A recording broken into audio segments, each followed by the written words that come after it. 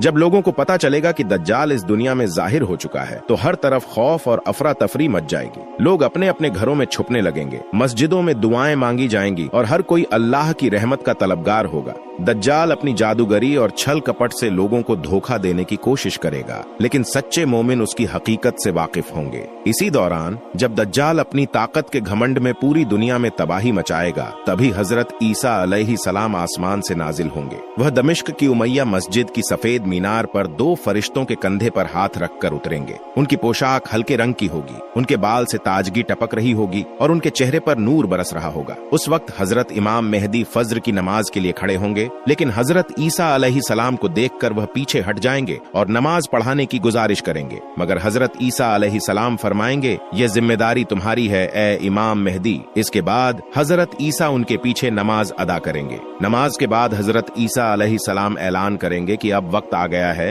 कि दज्जाल के फितने का खात्मा किया जाए। वह अपने कुछ वफादार साथियों के साथ दज्जाल की तलाश में निकलेंगे। दूसरी ओर जब दज्जाल को खबर मिलेगी कि हजरत ईसा अलैहिस्सलाम आ चुके हैं तो वह खौफ में पड़ जाएगा। उसकी झूठी ताकत और जादूगरी का असर खत्म होने लगेगा। हदीस में आता है कि जब दज्जाल हजरत ईसा अलैहिस्सलाम को देखेगा तो वह घबराहट में भागने लगेगा। हजरत ईसा अलैहिस्सलाम उसका पीछा करेंगे। दज्जाल मुल्क शाम सीरिया से भागकर इजराइल के लद नामी मुकाम पर जा छिपेगा, लेकिन भागने के बावजूद वह हजरत ईसा अलैहिस्सलाम की सांस की गर्मी से पिघलने लगेगा, जैसे नमक पानी में घुल जाता है। आखिरकार हजरत ईसा अलैहिस्सलाम वहां पहुंचेंगे और एक बार में दज्जाल का खात्मा कर देंगे। उसकी मौत के साथ ही दुनिया में अमन और इंसाफ का दौर शुरू होगा। हर तरफ भाईचारा और मोहब्बत फैल जाएगी। इंसानियत चैन की सांस लेगी और सच्चा इस्लामी निजाम कायम होगा। इसके बाद हजरत ईसा अलैहिस्सलाम कुछ समय तक धरती पर रहेंगे, इंसाफ से हुकूमत करेंगे, सूद को खत्म करेंगे। हर जगह इंसाफ और अमन का परचम लहराएगा। लोग अल्लाह की इबादत की तरफ लौटेंगे और दुनिया से बुराइयां खत्म होने लगेंगी। फिर एक वक्त ऐसा आएगा जब हजरत ईसा अलैहिस्सलाम दुनिया से पर्दा फरमा लेंगे, लेकिन उनकी हुकूमत का असर लंबे समय तक कायम रहेगा। इस तरह दज्जाल का फितना खत्म होगा और दुनिया में फिर से हक और सच्चाई की रोशनी फैलेगी।